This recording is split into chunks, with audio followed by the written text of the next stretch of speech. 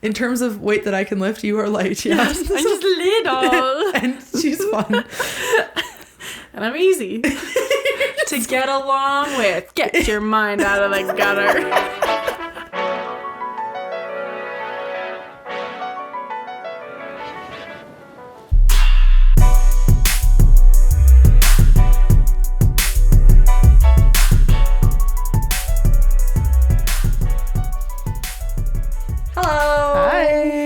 Welcome back. We are sometimes Ciabatta Slaps. I'm Mak. I'm Jubes.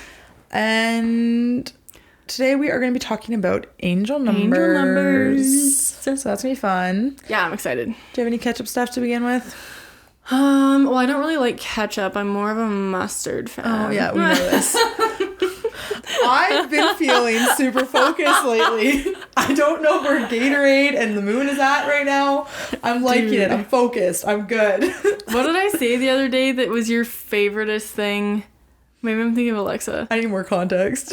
You said it's something to do with Gatorade. Like Mercury's a Gatorade. Oh, Mars is my least favorite flavor of Gatorade. Yeah, because back in December, Jern was having a rough go. Yeah, because Mars was in retrograde. And I was just, it was not nice. Yeah. And so we were talking about Gatorade was in the microwave with a fork in it and it was Mars flavored. Literally. I was like, I fucking hate it. It was really mean to me.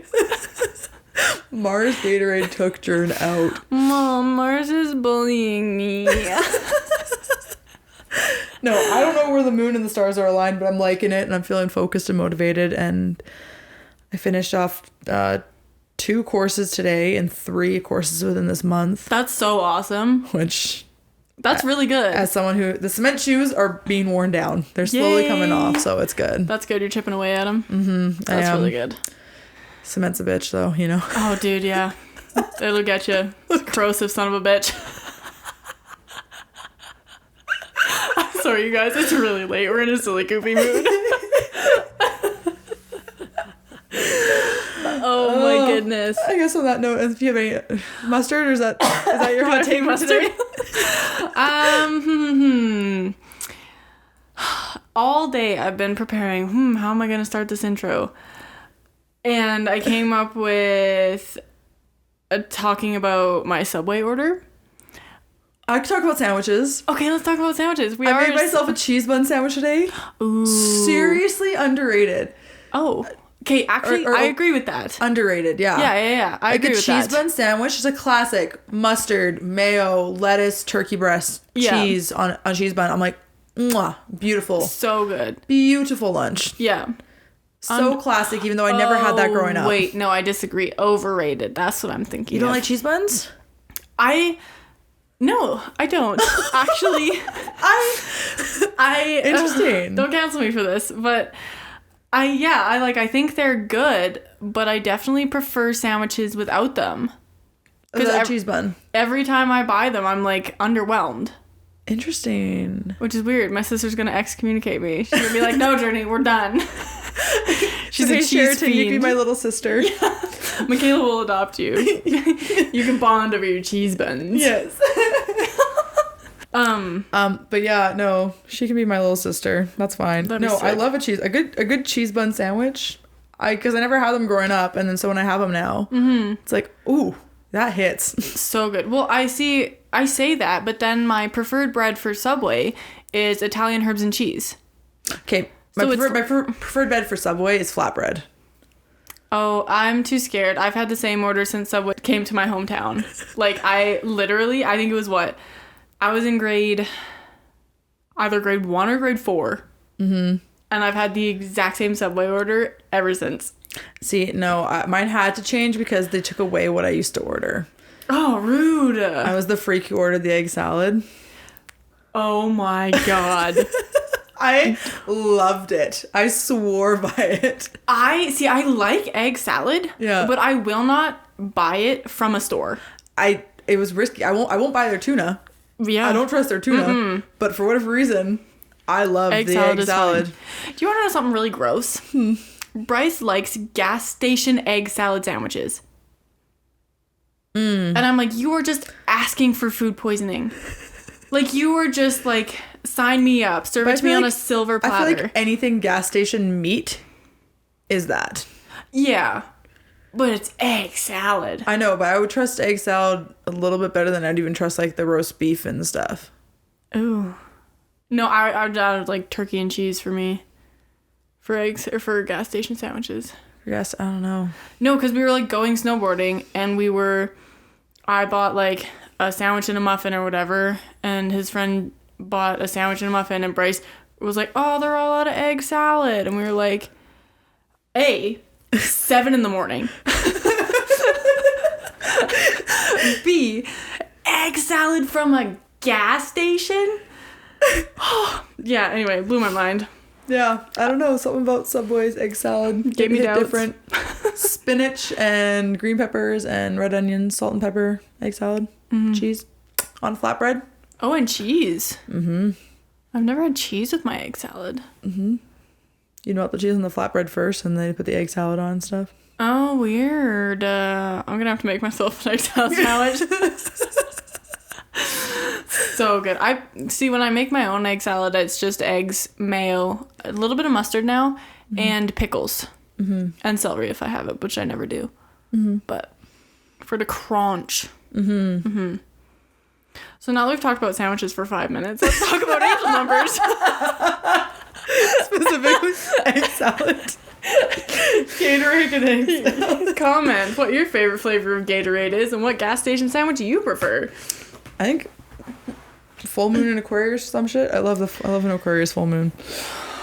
That's fun. When is Aquarius full moon? Did we have that already? Apparently it's right now because I'm focused.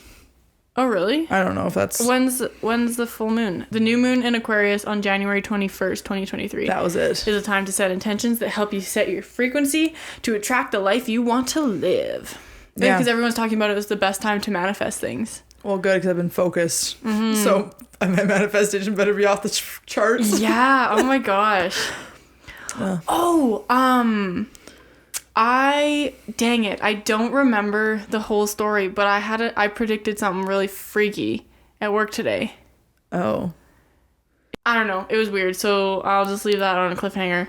Journey and I are also having sympathy pains today, which is wild. Yeah, we went to hot yoga, and now we both hurt in the same spot, but we went to hot yoga 2 days ago.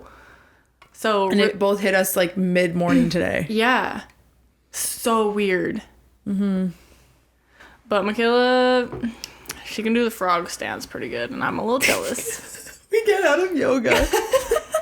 And Jaren looks at me and goes, you're never allowed to complain about flexibility to me ever again. And I just lost it. She's like, you were flat. Literally. She's like, I'm over here thinking, oh yeah, I'm doing good. I'm doing good. And there you are, flat. Yeah, I was like, wow, I'm glad I looked at you at the end, because I would have been like so mad.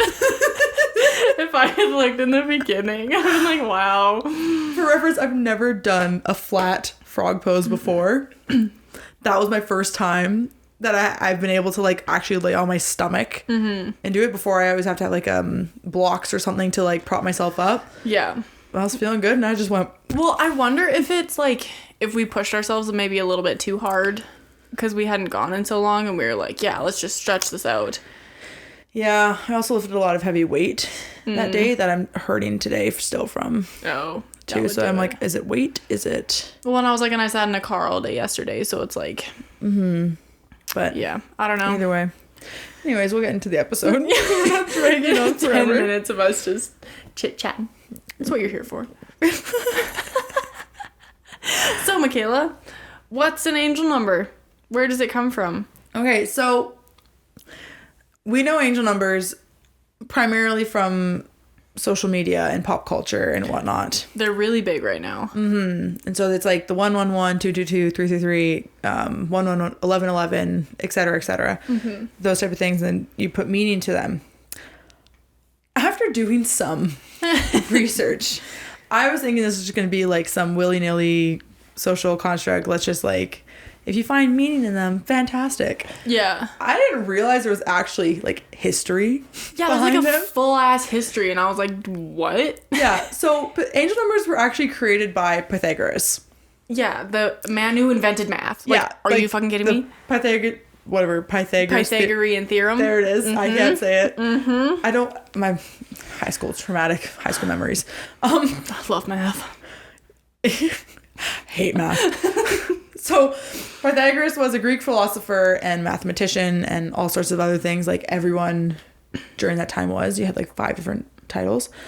And so he first brought it up then. He's the father of like numerology. And so this falls under numerology. Numerology is just basically the study of particular numbers, such as a person's date of birth, and the belief that it may have special significance in a person's life. Yeah. It's often seen as a pseudoscience, aka consists of statements, belief, or practices that can't be backed up by the scientific method. But the reason it's considered a pseudoscience is because they never took the time to do, like, they say this in the article. They're like, we never performed any experiments to prove or disprove this theory. Yeah. So we have to label it as a pseudoscience. Yeah. But it could just be a science. Yeah. But if you can use Pythagoras's ideas for math, why can't they be for alignment and stuff with exactly ancient numbers? And so for our listeners who are trying to think of what the Pythagorean theorem is, it's the a squared plus b squared equals c squared, so that everyone can just just remember that, because I feel like everyone's be like, what is it? Yeah, I couldn't tell you. I know the name. I could not remember it for like what it was. I've blacked out all of high school math. The entirety. Oh, I love math. Yeah, no, Jordan and I were talking about this. I'm like, absolutely not. I cannot relate. But this is why we balance. Yeah, literally. One of us does. Well, like, yeah, I don't know. Humble brag. I did really good because I did pre-calculus in high school, and I went in with an 86, and then, which, like, I don't know, it's not great, but it's still not great. Sorry, it's still really good. I finished high school math with a 61, 60, 59. Sorry. Excuse you. And then university math, my 3 stats classes I had to take. Oh, I never took stats. 50, 50, 52. I never took stats. I cannot speak on stats. From what my friend said, I would have hated stats. I understood stats, but I still bombed when I went to do the test. Dude, give me calculus. Oh my goodness. I'll do that all day, every day. What were you saying with 86? Oh, then I wrote an 86, and then my mark just didn't change, and it was really weird. And I beat the smartest guy in our class by 4%, and I was like, haha. So then I thought I was going to get top mark, but then someone else beat me, and I was really sad. But she was really smart. I was like, fair enough. I had a close friend of mine like you in high school where she was in my math class. Mm-hmm. She turned around after one of our exams and she's like, ugh, I only got an 82. I'm like, my mom's going to hate me for it, blah, blah, blah. And I'm like, you know what? Here, look at my mark. Tell me what you think. What do you think about that? It was it was 63 or something like that. But yeah. No, because my marks didn't get good until grade 12 and then university. But Bryce was also in that class. But because our math teacher was also our physics teacher, all of our math was like reworded physics questions. Mm-hmm. So you needed to know physics in order to do well in the class. And Bryce had never taken a physics class. Mm-hmm. So he was like, it just did not make sense to him at all. So he felt like that was really unfair. I refused to take physics in high school. Yeah, I absolutely hated it. And then I skipped one day and then I got grounded. I did physics in where we live. You're required to do it in 10th grade as like a third of the 10th grade. Pretty much they basically divide the year into 3 and you're required to do that. Yeah. But give me biology. I love biology. Oh, yeah. I love neurons and cells and all of that. Did you ever get to do any dissections? I did. I refused to go in the day that there was a baby pig that we had to dissect. The smell of formaldehyde made me want to vomit. Dude, I love the smell of formaldehyde. No, it smells like rotten grapes and I want to puke. It smells like markers. It smells like rotten grapes to me, and it also smells like one of my grandpa's was open casket, and that's what it smelled like. See, I do not have that association. Yeah. So, yeah. Love the eyeball. Love dissecting an eyeball. Did you do sheep or cow? It was bigger, so I think a cow. Okay. Yeah, because we did sheep, but we were following the procedure for a cow, I think. But, dude, yeah. Anyways, so Pythagoras... Back to numbers. Created numerology. And basically he got laughed off about it and was like, no, this is all voodoo, yada, yada, yada. He died. They called him a Satanist, and they just kind of forgot about his theory altogether, as far as this goes. Because they weren't mainstream, and they basically said they were the forces of the devil after he died. It didn't help that Pythagoras had a little bit of an ego, as most ancient philosophers did. He claimed that he was the incarnated son of Hermes, the Greek god Hermes. So. Yep. But anyways. When you come with that claim to fame, people are going to scoff at you a little bit. And his school was actually considered a cult because they would, like, sacrifice things to, like, the numbers gods and stuff, too, which is very interesting. That's a bit far-fetched. I know. Again, I can't confirm or deny. I can't say I was there, but yeah, so they claim that his school is very cultish. To the number gods or whatever, like, we call them angel numbers, so would you just be sacrificing them to God?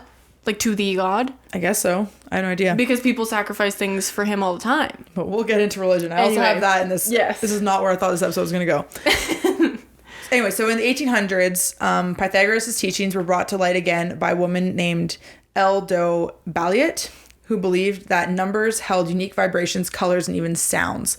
So what that is now called is synesthesia. Synesthesia, yeah. Synesthesia, yeah. So she can basically, I don't know, see colors associated with music, and it's like Thursday is purple or whatever. It's kind of a brownie orange for me. Sorry, it's also the number 7. Thursday's number 7 for you? Yeah. That's so fun. What number is it for you? 5.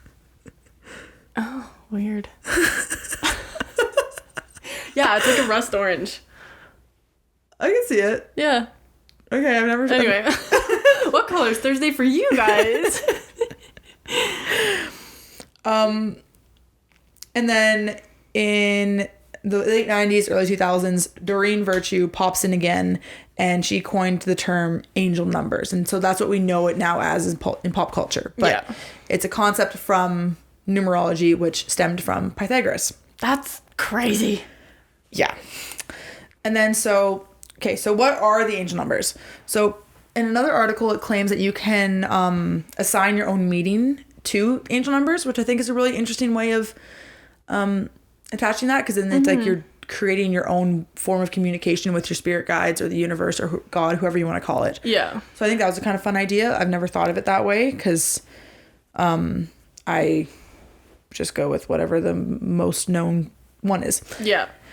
And then and for an angel number, it qualifies if it's a single digit up to a quadruple digit. So, which again, just 1 is weird for me, but a lot of people have lucky number 7. Yeah. Right? Or things like that. Or unlucky number 7. Or unlucky, right? Yeah. It depends on who you are. And then 11 is also very common. Yeah. And even some people go as far into like the 12, 13, et cetera, et cetera. Yeah, I was going to ask about that. Yeah. I couldn't find meanings for that, but I have seen a lot of people assign meanings to that. Yeah.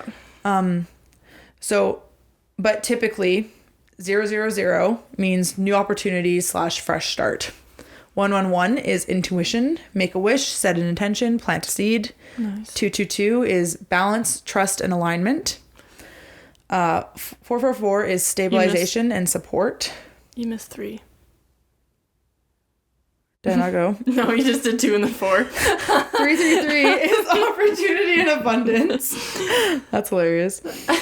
555 is changes on the horizon. You're on the right path. 666 is a reminder to treat yourself with kindness.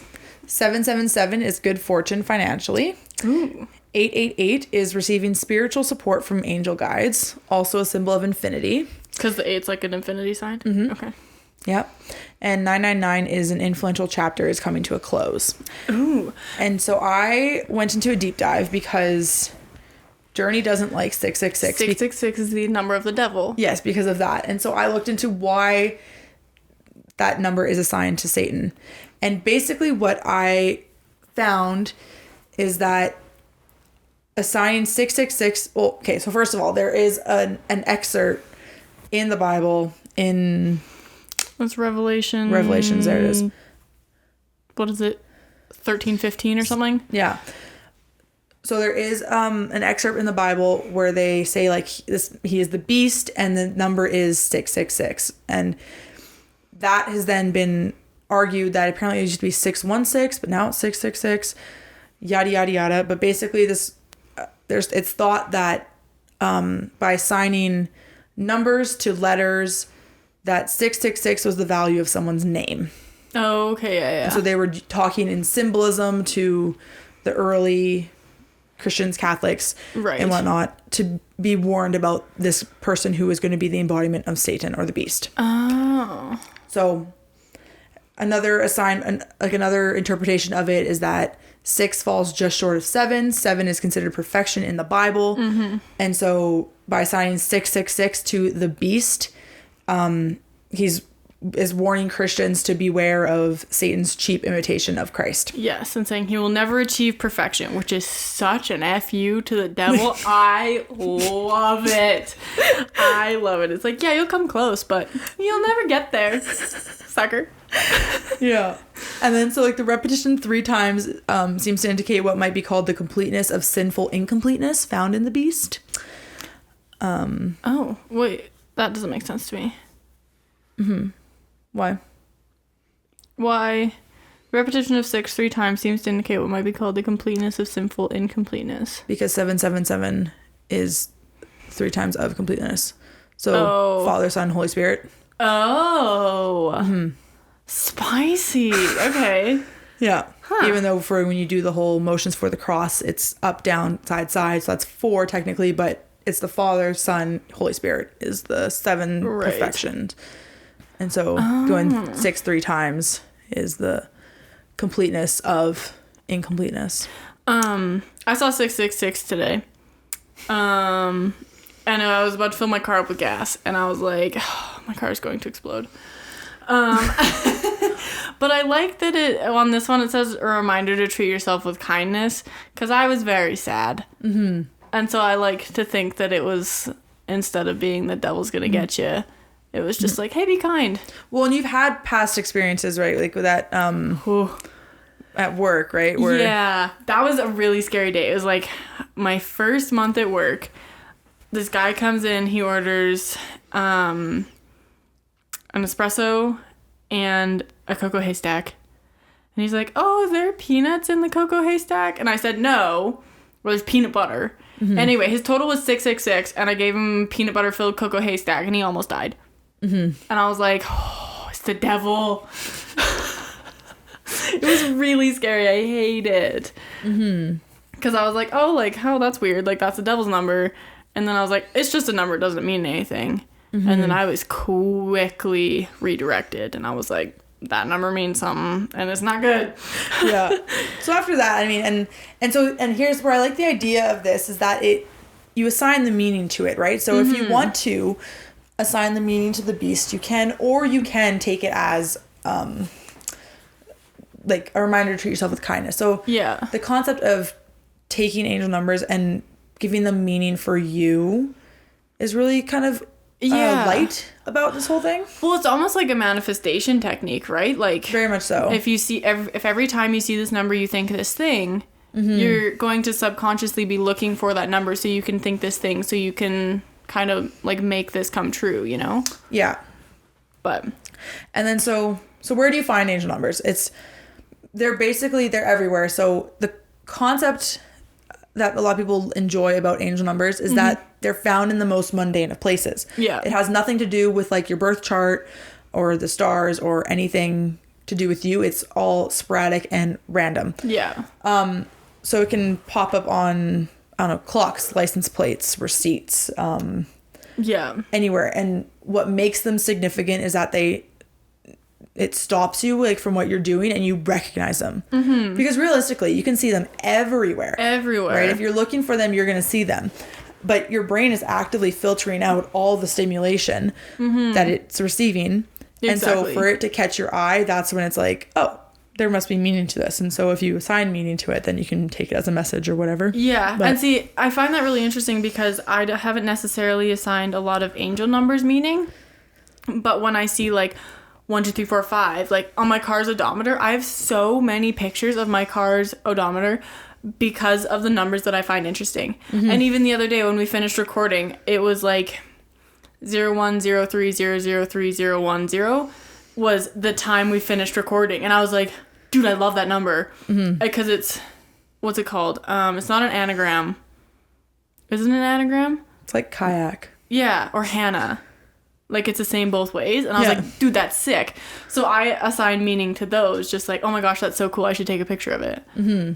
But yeah, that's interesting. But so yeah, the whole concept of numerology is that you put it... You put your attention to it. That's cool. Right? And then, yeah, so basically, is there any validity to them? It's whatever you assign it to be, because it's technically not backed by science. Mm-hmm. But it also hasn't really been explored by science. Yeah, it's exactly. Just been written. So it's who knows? I think there is a lot of vibration. Like, on a personal level, I think there's a lot of vibrations and different things that you can't deny in the world, right? Like, you walk into a room and if the energy feels heavy, you notice, right? Yeah. And if you can do something to change it, say it's a new house, you're going to change it. And historically, numbers have been in almost every culture and religion, right down to like stone masonry. Have you learned anything about stone? No. Masonry? If I have, I haven't retained anything. It's like, there's like the stonemasons is a secret society, and they have a bunch of architectural buildings across the world and stuff, and they all have numerology. Like, the dimensions of these buildings are built in a way where they're like perfect, so sound can travel perfectly. Like, that's why in Grand Central Station you can whisper in one corner, you can hear it in the other corner of the building. That's so cool. It's because architecturally everything is built so that the sound travels perfectly. And so if you're living in a secret society, you could be sharing private information once upon a time in this like perfectly built building. That is so cool. I did not know that. And it's all over the world, right? Like, so it's Grand Central Station. It's which building in Paris? There's one in Paris, one in London.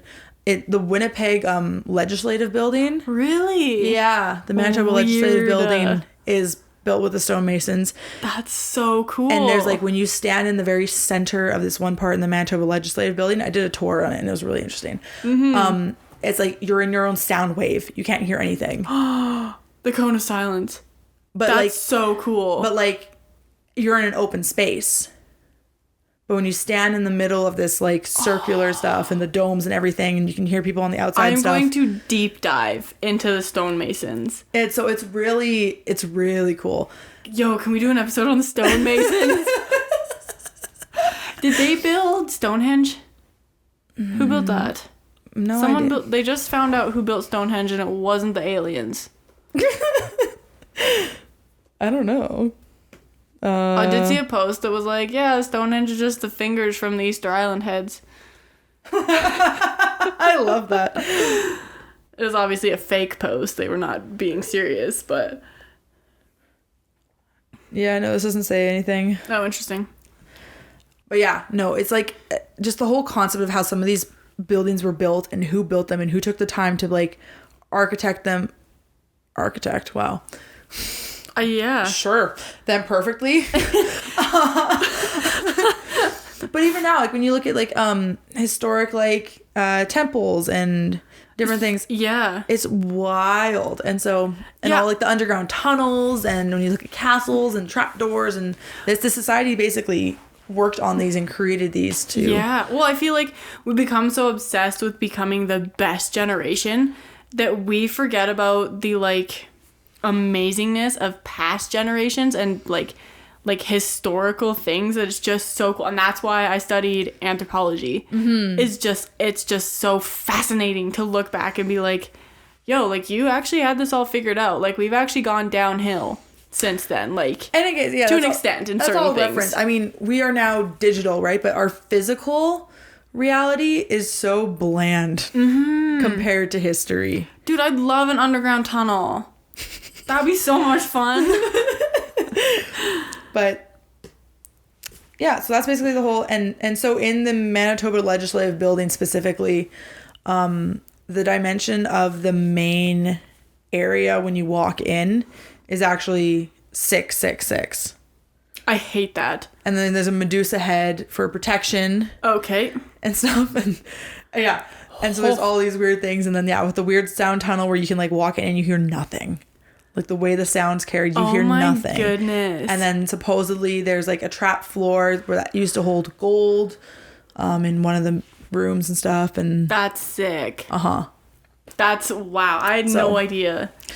So if you want, so numerology is all cool and math and everything. So if you want to assign meaning to it, it used to be once upon a time how you send codes and how you play with sound, so that again in Grand Central Station, you can secretly send codes to someone without really knowing. That's so wild that they were able to figure that out. And then keep it a secret. Now everyone knows about Grand Central, and if you didn't know, now you know. But I tested it with my grandma. Like we spoke, we had a conversation. Really? In Grand Central? Yeah. Oh my gosh. When I went to New York with her. Yo, let's go. Sometimes Ciabatta Slaps does Grand Central Station. Yeah. Let's go to all these fun. Let's go to Stonehenge. Let's go to Grand Central. Let's go to the Manitoba Legislature building. Well, and I know the guy who does the tours for the Manitoba Legislative, so we could talk to him. And that'd be so cool. He's dedicated his life to that building, and he's got a lot of really cool stuff on it. So that's so neat. But the more you know. Yeah, so when I was deep diving, this is not where I was expecting angel numbers to go whatsoever. No kidding, right? Because I was like, oh yeah, haha, pop culture, angel numbers. I love 111, and I see it all the time. Because everyone just like, oh, it's like the horoscope. It's just white girl shit. Yeah. And it's like, well, no, like there's Pythagorus stuff to it. Created it, and then it's been reinvented or rediscovered many times throughout like centuries. Yeah. Oh my gosh. And then now there's associations with religion and culture, and all cultures have numerology, right? Even the Aztecs were very numerology focused for an ancient society. Yes. Oh, the Aztecs are fascinating. And then like with the Egyptians and the pyramids and everything there's a lot of numerology in the culture as well. And just as religion as a whole, right? And so what a rabbit hole. What a rabbit hole. I was very stunned. That's so amazing. And so, basically the meaning of it now that most people have associated with it now is that the universe is sending you like a sign or a message. And I guess even early theories are very much similar way. Like each numbers hold a vibrational frequency, and each frequency then correlates to something else in your physical reality. Yeah. Spirit guides, guardian angels, loved ones can also be, it's a form of comfort and for many, right? Definitely. And to think that like there's still communication with your loved ones in the afterlife, or they're still looking out for you in your physical realm, is a very comforting thought. Yeah, definitely. So if that divine communication works for you, great. Number symbolism, great. So cool. For me, it's very much similar to like symbolism in like books and things like that. The energies that are associated with other objects, like I often look at dream interpretation. Like when I have a really weird dream, I'm like, oh, what does this symbolize, and what does this symbolize? And I'm like, oh, like like I had a dream the other week that Journey was telling me that she was afraid that Alexa's teeth weren't going to grow because she had bad breath. But when you break it down to symbolism, Journey was concerned that Alexa's not going to break out of her shell because she's not communicating properly. Yeah, that's wild.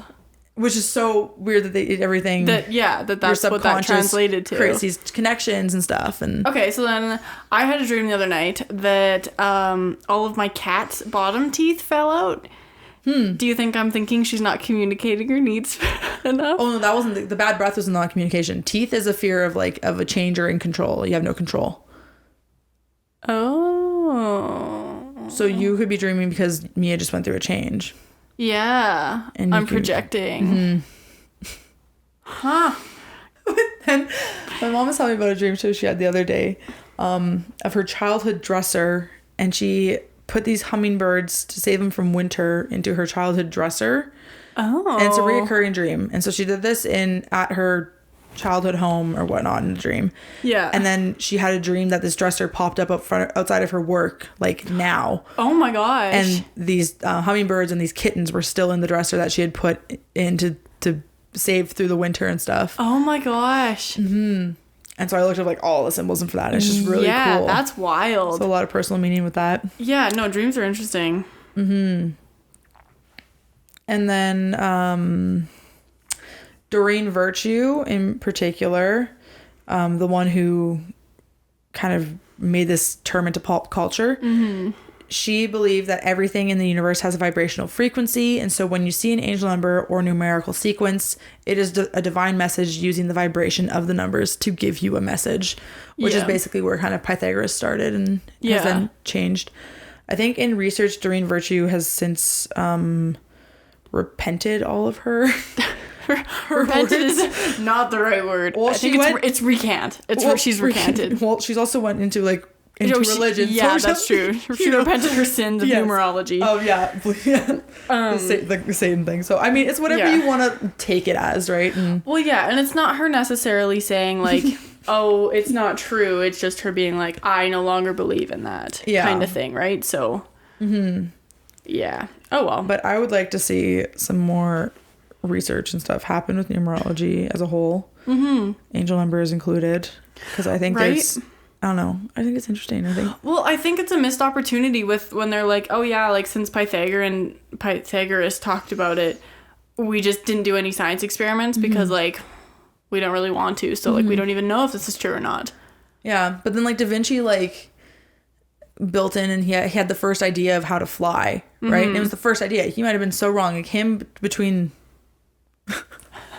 Uh-oh. I almost said, is it Warner Brothers? No, it's the Wright Brothers, isn't it? Yeah. Warner Brothers is TV. No, that's what I said. I was like, I need to stop myself. I'm like, no, it's not Warner Brothers, but it's W Brothers. It's the Wright Brothers. Once they finally but they took like Da Vinci's concept and then like meshed it into like something that they could make a tangible thing, right? And so all of that, and even like old artists, right? You look at again, Da Vinci in particular, he was a quack for his art. Yeah. But when you look at it now, you're like, no, that's stunning. Yeah, incredible. Yeah, and the detail that's put on like even all the old Renaissance artists, like the details like on like the Vatican and the art like that, and they're just like goodness. They're just like some dude. They're just kind of like what we consider, I mean, just like some construction worker, just some artist. Like, literally. Wasn't anything big until you're like, no, this is big. No, that's crazy. And so why aren't these concepts... Why are they just brushed off, right? Well, and why do they have to wait until the person's dead before they get explored, right? Exactly. Yeah. Before their time. Everything with timing. Divine timing. And that is all part of numerology as well. Well, let's hope our podcast doesn't wait till we're dead to take off. It's kind of a morbid thought, but hey, it's where my mind went. Well, like 96. Yeah, literally. Welcome back. Sometimes about a slant. Our grandkids are like, oh my gosh, my grandma was so cool. Look at this podcast. It's so funny. This is vintage. Oh my god, retro. I just saw 111. Oh, fun. Okay, so 777 is good fortune financially. I've always seen that one represented as just luck. Yeah, it could be. Okay. Because I've seen like a lot of people, there's this one TikToker that I follow, she has a 777 shirt, and I think on the front it has like 777, and on the back it just says lucky or something. So it could fall into the same thing, but again, that's you associating a different word with the number as well too. Yeah. Right? Like I've also seen like 333 as or 444, sorry, I've seen as protection. Yeah. And then that's 333 is like support. But all of them are, yeah. So I wrote down these descriptions based off of various sites and I pulled the same words from various sites to try to create one cohesive thing. But well, and another thing that popped into my mind is at the coffee shop that we work at, for a while there, a lot of our codes, like for right now, one of our code has 444 in it. And we've had 888 and 777. And so do you think we are then messengers from the divine to be like, this person needs to see this number, so that's why that total is what it is? Or like, because it kind of took away the magic of that number? for you. Yeah. Because you're seeing it every day. Yeah. And so it's normal for you. But for someone else who's paying, we've had customers that come up and they're like, oh, that's an angel number. Yeah. And so like. Or I've done it where someone else has been on till and then I walk by and I see that 777's remaining on the thing. And I was like, okay, I've never had that number pop up. Well, yeah. And it's weird because then I'd go to like Booster Juice. And the last couple of times I think it was 777 and 888. And so then I was like, oh my gosh, like that's so weird. But then I'm like, are they seeing it all the time? Right? Like. Yeah. And so that's where the key thing is that it takes you by surprise and that you recognize it. It makes you pause and think and live in the moment and reflect on whatever message you hold associated with that number. Yeah. I think it's even weirder though, like with the shop. I found, because our totals are like $9.99, for example, is a really common that's just total.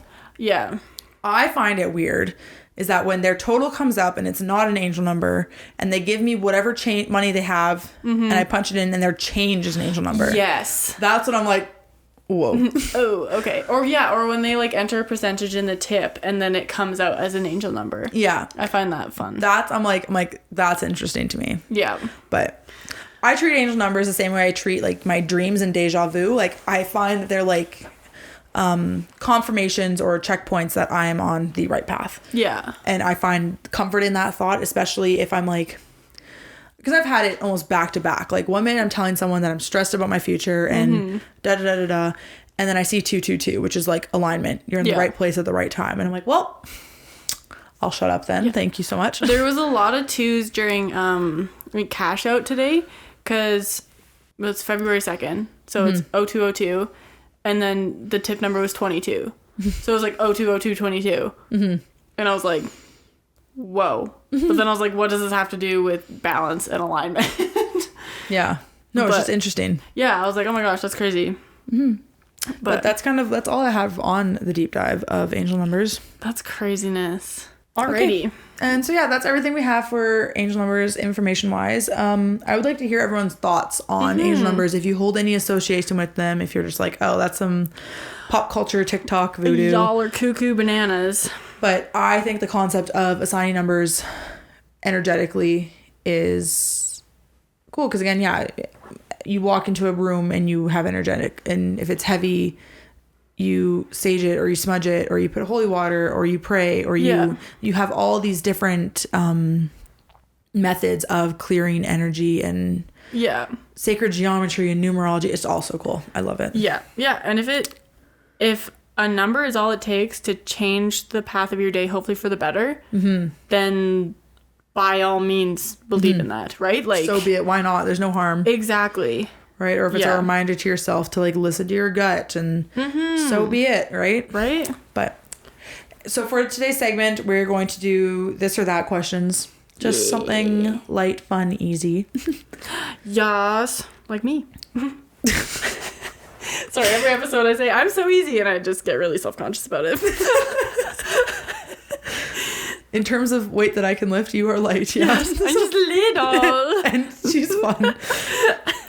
And I'm easy to get along with. Get your mind out of the gutter. Alright, do you want to go first or do you want me to go first? Well, you go first. Okay. Burgers or seafood? Burgers. I'm gonna go seafood because I'm like one who to love a good salmon burger and stuff, and I love sushi and all that. No, burgers all the way. I would get the weirdest looks because I moved to Nova Scotia for school, and everyone's like, "Oh my gosh, like are you just loving the seafood?" I'm like, "No, they actually have like a really good burger selection out there. Like I'm really enjoying that." And they're like, "Dude, what? You moved from Alberta, the province of beef, to Nova Scotia, and you're excited about their burgers?" Well, and they use Alberta beef. Yeah, a lot of places in like, and I shouldn't say Nova Scotia, in Newfoundland. When I was in Newfoundland, every restaurant we went to advertised having pure Alberta beef. That's so cool. And we're like, well, Alberta beef represent. Yep. Okay, bungee jumping or skydiving? Skydiving. Yeah, I would skydive. I've been skydiving. I like it. I would be open to bungee jumping, but the whiplash effect of it from it kind of freaks me out. Being the daughter of a chiropractor, I could never go bungee jumping. Scary movie or rom-com? Rom-com. Scary movie. I love it. I love thrillers. No. Sunrise or sunset? Sunrise. A sunset. Well, like, I like sunrises. They're so beautiful, and I love the beauty coming in with a new day. Mm-hmm. But I see more sunsets. No, I love sunrises. They bring me so much serotonin because like you do sunrise, you know, you're up early, you might have a coffee in your hand. When I'm at the cabin, I love reading a book on the porch, watching the sunrise with coffee or matcha in the summer. Oh, yeah. Wow, that's my nightmare. Read a book on a deck. Matcha latte at the sunrise in the summer means it's early. Yeah, it's like 4 a.m. and I love it. Oh, you're crazy. You voluntarily, on vacation at the cabin, get up at 4 a.m., make yourself a matcha latte, and watch a sunrise? At least twice. Yo. Friends off. I can't. You used to go do yoga on the dock, too. Oh, my goodness. But our dock got crushed by a boulder, so it's very difficult to get to the dock right now. That's a nice boulder. It was a really nice boulder. It was big, and it was a miracle it didn't crush the boathouse. Yeah, no kidding. Learn at home or at a school? At school. I died with this. We're using a generator. It's so funny. This one's pretty good. Mm-hmm. You'd answer it. Learn at home or at school? At school. Yeah. Stay busy or spend a lot of time thinking and reflecting? I think I have to go thinking and reflecting based off of my current reaction. Oh. But I'm always busy, but it's not for like a distraction purpose. And I think that's what that question means. Yeah. Because I feel like I spend a lot of time thinking and reflecting while I'm busy. Yeah. Like, I feel like I have a pretty good balance. But if I just, like, sit and think and reflect, I will turn into Eeyore. Like, I will be the saddest person you will ever know. Like... Yeah, I don't like keeping busy as a distraction. I'm just a busy person overall because I do a lot of things all the time. But based off that question, the way it's worded, I'm going to go thinking and reflecting. Yeah, I think I'm going to go stay busy.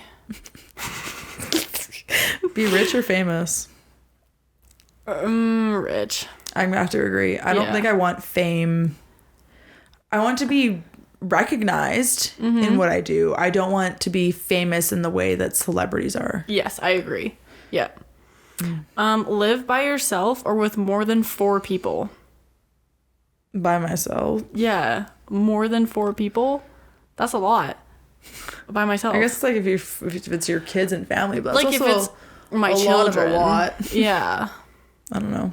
Like I think roommates, and I'm like, ew.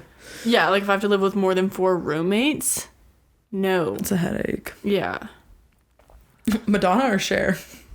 I'm kind of unfamiliar with either, but I'm gonna go with Madonna because she seems saucy. Yeah, it's hard. I'm gonna go Cher. I think I relate to Cher a bit more.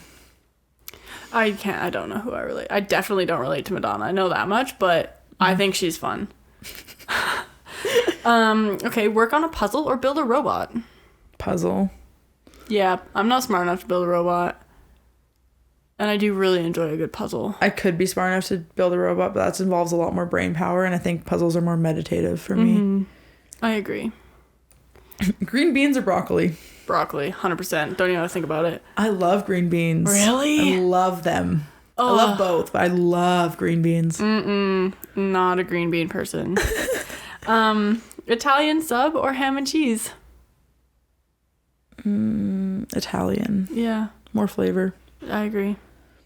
Die in 10 years with no regrets or live for 30 years with lots of regrets?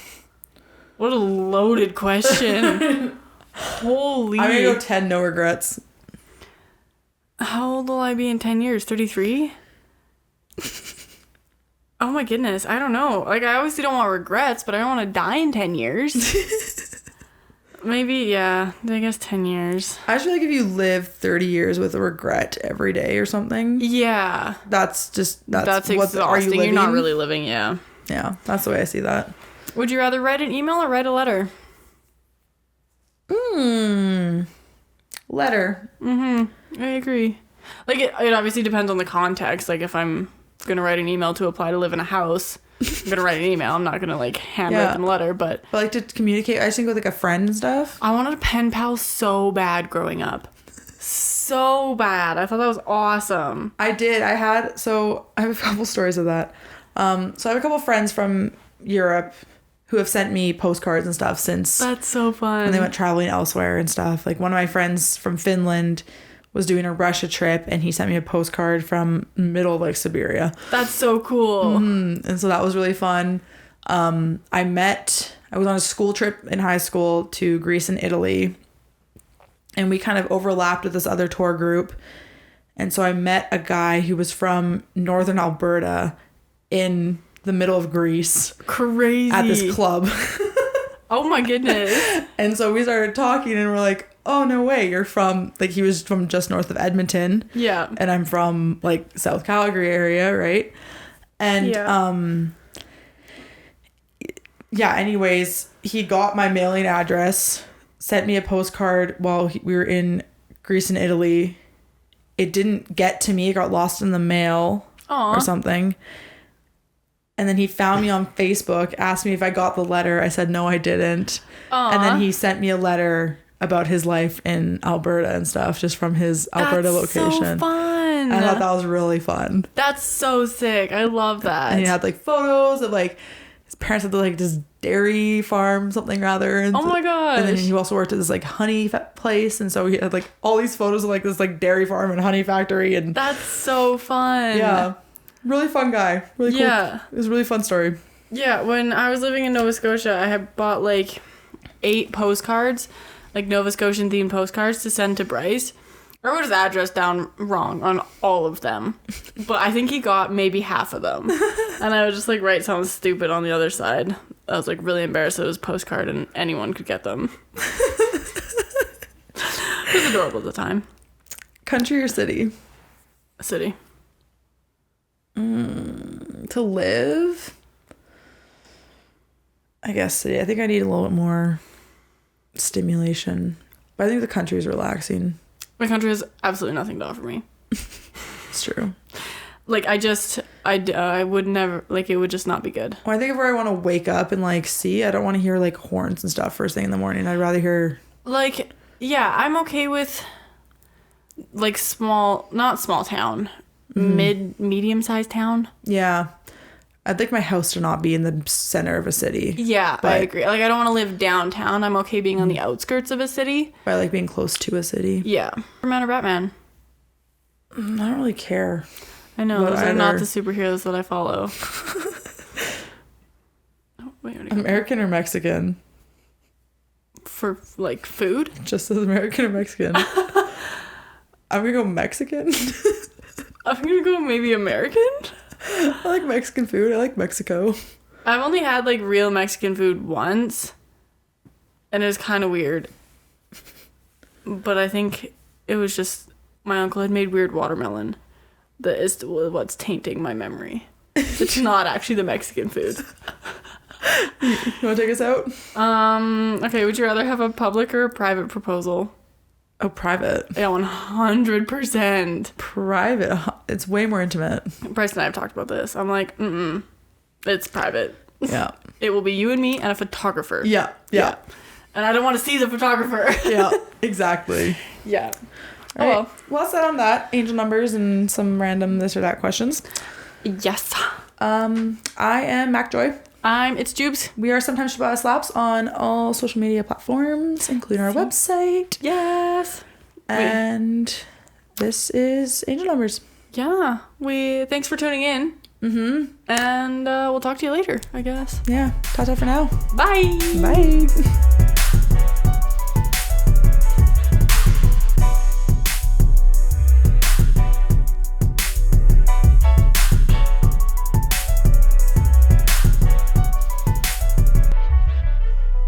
Love you, bye.